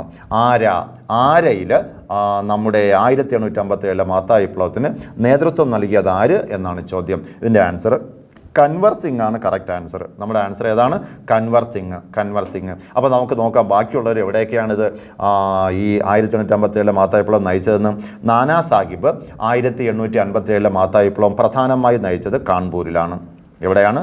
നാനാ സാഹിബ് വിപ്ലവം നയിച്ചത് കാൺപൂർ. കൻവർ സിംഗ് നമുക്ക് ബീഹാറും പറയാം, ആരയും പറയാം. ബീഹാർ, ആര, ഇവിടെയൊക്കെ നയിച്ചത് നമ്മുടെ കൻവർ സിംഗ് ആണ്. അടുത്ത് മണിറാം ദത്ത എന്ന് പറയുന്നൊരു വ്യക്തിയുണ്ട്. മണിറാം ദത്ത ഇത് നയിച്ചത് ആസാമിലാണ്. ആസാമിൽ 1857 മഹത്തായ വിപ്ലവം നയിച്ചത് ആരാണ്? മണിറാം ദത്ത എന്ന് പറയുന്ന വ്യക്തിയാണ്. അവിടെ നമ്മളൊരു പറയുന്ന പേര് എന്താണ്? ദേവി സിംഗ് എന്ന് പറയുന്നൊരു വ്യക്തിയുണ്ട്. ദേവി സിംഗ് ഇത് നയിച്ചത് എവിടെയാണ്? മഥുരയിലാണ്. 1857 മഹത്തായ വിപ്ലവം മഥുരയിൽ നയിച്ചത് ആര് എന്ന് ചോദിച്ചാൽ ദേവി സിംഗ്. ആരാണ്? നമ്മുടെ ദേവി സിംഗ് ആണ്. ഇനി ഡൽഹിയിലുണ്ടല്ലോ, ഡൽഹിയിൽ 1857 മഹത്തായ വിപ്ലവം നയിച്ചത് ആരാണ്? ഫക്ത് ഖാനും ബഹദൂർ ഷാ രണ്ടാമനുമാണ്. ആരൊക്കെയാണ്? ഫക്ത് ഖാൻ, പിന്നെ ഏതാണ്? ബഹദൂർ ഷാ സെക്കൻഡ്. ഫക്ത് ഖാനും ബഹദൂർ ഷാ സെക്കൻഡുമാണ് ഡൽഹിയിൽ വിപ്ലവം നയിച്ചത്, അല്ലേ? ഇനി മീററ്റിൽ വിപ്ലവം നയിച്ചത് ആരാ മക്കളെ? മീററ്റിൽ വിപ്ലവം നയിച്ചത് കദം സിംഗ് ആണ്. എന്താ പേര്? കദം സിംഗ്. മീററ്റിൽ വിപ്ലവം നയിച്ചത് കദം സിംഗ്. അപ്പോൾ ഒന്നുകൂടെ, കാൺപൂരിൽ വിപ്ലവം നയിച്ചത് നാനാ സാഹിബ്, ബീഹാറിലും ആരയിലും വിപ്ലവം നയിച്ചത് കൻവർ സിംഗ്, ആസാമിൽ വിപ്ലവം നയിച്ചത് മണിറാം ദത്ത, മഥുരയിൽ 1857 വിപ്ലവം നയിച്ചത് ദേവി സിംഗ്, ഡൽഹിയിൽ വിപ്ലവം നയിച്ച രണ്ടുപേര് ഫക്ത് ഖാനും ബഹദൂർ ഷാ രണ്ടാമനും, മീററ്റിൽ വിപ്ലവം നയിച്ചത് കദം സിംഗ്. എന്താ പേര്? കദം സിംഗ്. ഓക്കെ, നമ്മൾ അടുത്തേക്ക് പോവുകയാണ്. നോക്കൂ, ബംഗാൾ കടുവ എന്ന് സ്വയം വിശേഷിപ്പിച്ച ഗവർണർ ജനറലിൻ്റെ പേരെന്താണ്? ബംഗാൾ കടുവ എന്ന് സ്വയം വിശേഷിപ്പിച്ച ഗവർണർ ജനറലിൻ്റെ പേര് ചോദിച്ചാൽ റിച്ചാർഡ് വെല്ലസ്ലി, കോൺവാലിസ് പ്രഭു, റോബർട്ട് ക്ലൈവ്, ഹേസ്റ്റിങ്സ് പ്രഭു. ഇതിൽ ആരാണ്? ആൻസർ എ ആണ് കേട്ടോ. റിച്ചാർഡ് വെല്ലസ്ലി ആണ് എന്താണ് ബംഗാൾ കടുവ എന്ന് സ്വയം വിശേഷിപ്പിച്ച ഗവർണർ ജനറൽ എന്ന് പറയുന്നത്. ഇദ്ദേഹത്തെ വിശേഷിപ്പിക്കുന്നത് ബ്രിട്ടീഷ് ഇന്ത്യയിലെ അക്ബർ എന്നാണ്. ബ്രിട്ടീഷ് ഇന്ത്യയിലെ അക്ബർ എന്നറിയപ്പെടുന്ന വ്യക്തി, ബ്രിട്ടീഷ് ഇന്ത്യയിലെ അക്ബർ എന്ന് വിശേഷിപ്പിക്കുന്ന വ്യക്തി നമ്മുടെ റിച്ചാർഡ് വെല്ലസ്ലി എന്ന് പറയുന്ന വ്യക്തിയാണ്.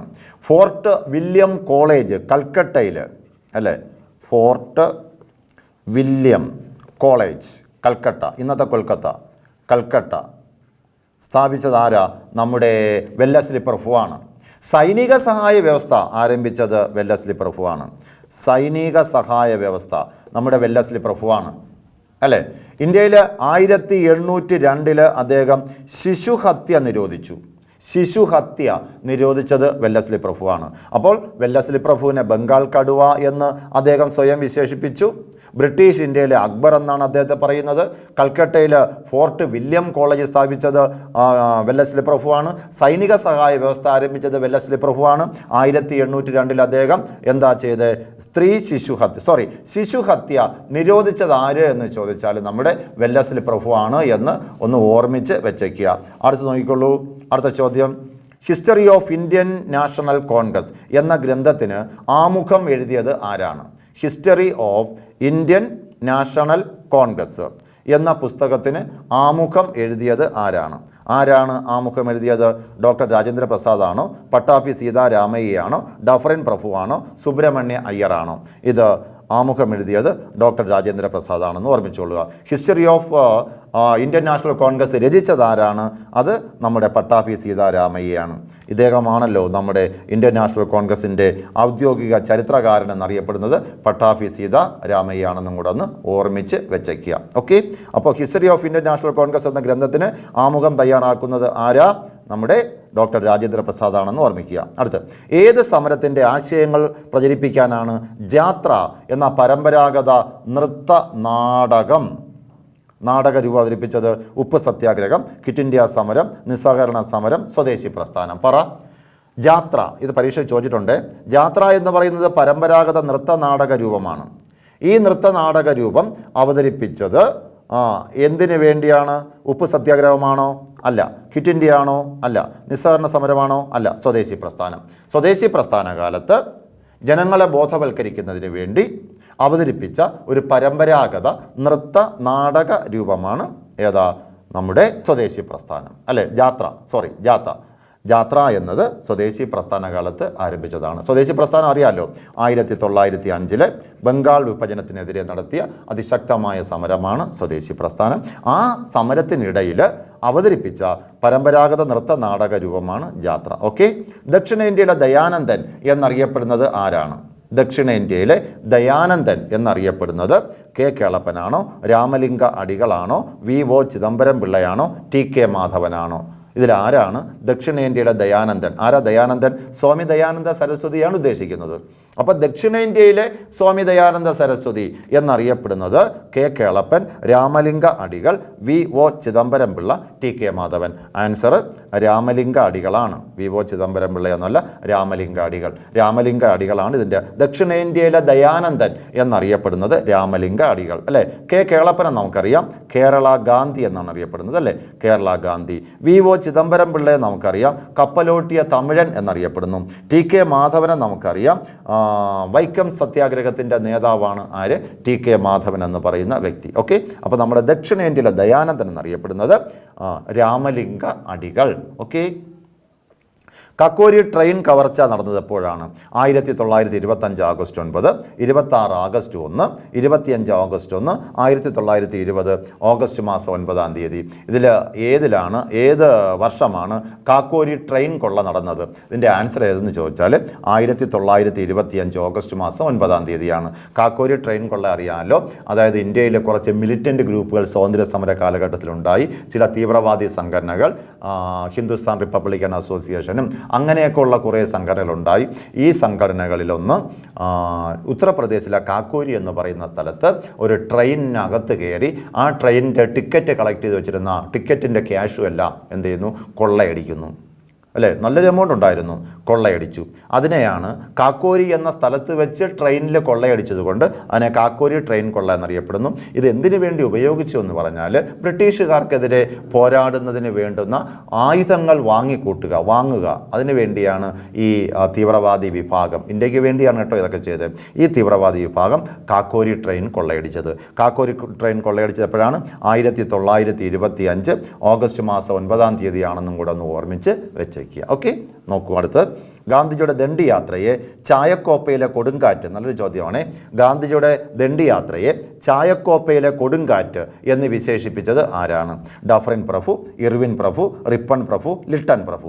ആരാണിതിൽ ഗാന്ധിജിയുടെ ദണ്ഡി യാത്രയെ ചായക്കോപ്പയിലെ കൊടുങ്കാറ്റ് എന്ന് വിശേഷിപ്പിച്ചത്? ഡഫറിൻ പ്രഭുവാണോ? അല്ല. അദ്ദേഹം 1885 കാലഘട്ടങ്ങളിൽ ഇന്ത്യൻ നാഷണൽ കോൺഗ്രസ് രൂപീകരിക്കുന്ന സമയത്തുള്ള ആളാണ്. ഇർവിൻ പ്രഭു, റിപ്പൺ പ്രഭു, ലിട്ടൺ പ്രഭു. ഇതിൻ്റെ നമ്മുടെ ആൻസർ ഇർവിൻ പ്രഭുവാണ് അല്ലേ? ഇർവിൻ പ്രഭുവാണ് ഈ വിപ്ലവത്തെ, ഗാന്ധിജിയുടെ ഈ ദണ്ഡി യാത്രയെ എന്ന് വിശേഷിപ്പിച്ചത്? ചായക്കോപ്പയിലെ കൊടുങ്കാറ്റ് എന്ന് വിശേഷിപ്പിച്ചത്. എന്നിട്ട് ഇതിനെ തകർക്കുക എന്ന് തന്നെയായിരുന്നു ഇർവിൻ പ്രഭുവിൻ്റെ പ്രധാനപ്പെട്ട ലക്ഷ്യം. അങ്ങനെയാണല്ലോ ഈ സമരം അങ്ങനെ വിജയിച്ചു വന്നിരുന്ന സമയത്ത് ഗാന്ധിജിയും നെഹ്റുവും കൂടെ 1930 ഇർവിൻ പ്രഭുവും കൂടെ 1931 കാലഘട്ടത്തിൽ സൈൻ ചെയ്യുന്നത്? ഗാന്ധി ഇർവിൻ പാക്റ്റ് സൈൻ ചെയ്യുകയും ഗാന്ധിജി ഈ ദണ്ഡി യാത്ര അല്ലെങ്കിൽ ഉപ്പ് സത്യാഗ്രഹം അല്ലെങ്കിൽ എന്താണ് സിവിൽ ആജ്ഞാ ലംഘന പ്രസ്ഥാനം നിർത്തിവെക്കുകയും ഗാന്ധിജി 2ാം വട്ടമേശ സമ്മേളനത്തിൽ പങ്കെടുക്കുന്നതിന് വേണ്ടി എവിടെ പോവുകയും ചെയ്തത്? ഗാന്ധിജി ലണ്ടനിലേക്ക് പോവുകയും ചെയ്തത്. അപ്പോൾ ഓക്കെ. നമ്മുടെ അടുത്ത് നോക്കൂ, SCERT Arividam science and social science practice book. ഇത് രണ്ടും കൂടെ ഒരുമിച്ച് ഞാൻ പറയുകയാണ്. Include 5 to 10. ജീവശാസ്ത്രം, ഭൗതികശാസ്ത്രം, രസതന്ത്രം, ചരിത്രം, ഭൂമിശാസ്ത്രം, ഭരണഘടനാ ധനതത്വശാസ്ത്രം, പൗരധർമ്മം എല്ലാം കൂടെ രണ്ടും കൂടെ ചേർത്ത് 4300+ SCRT PYQ ഇതിനകത്ത് കിടപ്പുണ്ട്. അതിൻ്റെ എല്ലാ കാര്യങ്ങളും A to Z കാര്യങ്ങളും ഇതിനകത്തുണ്ട്. മക്കളെ പുസ്തകം വാങ്ങുക. നമ്മുടെ എൻക്വയറി സെക്ഷനുമായിട്ട് ബന്ധപ്പെട്ടിട്ട് അതിൻ്റെ ബാക്കി ഡീറ്റെയിൽസൊക്കെ നിങ്ങൾ ചോദിക്കുക. വളരെ കുറഞ്ഞ റേറ്റിലാണ് നമ്മൾ പുസ്തകം ഇപ്പോൾ നൽകുന്നത്. എത്രയും പെട്ടെന്ന് പുസ്തകം വാങ്ങി പഠിച്ച് ഒരു ജോലി വാങ്ങാൻ വേണ്ടി ശ്രമിക്കുക. അപ്പോൾ നമ്മുടെ ഇപ്പോഴത്തെ ഈ PYQ അല്ലേ പ്രീവിയസ് ക്വസ്റ്റ്യൻസ് അനാലിസിസ് ഇവിടെ അവസാനിപ്പിക്കുകയാണ്. അടുത്ത് വീണ്ടും ഒരു ക്ലാസ്സുമായിട്ട് നമുക്ക് കാണാം. All the best. നന്നായി പഠിക്കുക. ഓക്കെ.